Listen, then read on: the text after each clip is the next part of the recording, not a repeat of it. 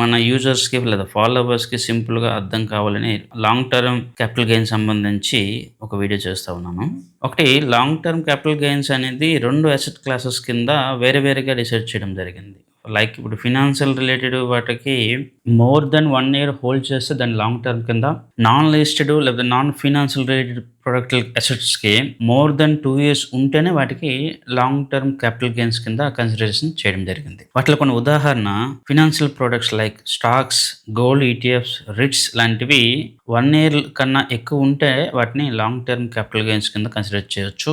Real estate, gold mutual funds, international mutual funds, unlisted స్టాక్స్‌ని 2 సంవత్సరాల కంటే ఎక్కువ కలిగి ఉంటే అప్పుడు వాటిని లాంగ్ టర్మ్ క్యాపిటల్ గెయిన్స్ కింద కన్సిడరేషన్ చేయొచ్చు. 2 ఇయర్స్ అండ్ అబోవ్ ఎల్‌టీజీసీ కింద మనకి real estate, gold mutual funds, international mutual funds, unlisted stocks వస్తున్నాయి. లాంగ్ టర్మ్ క్యాపిటల్ గెయిన్స్ యొక్క టాక్స్ స్లాబు 12.5%.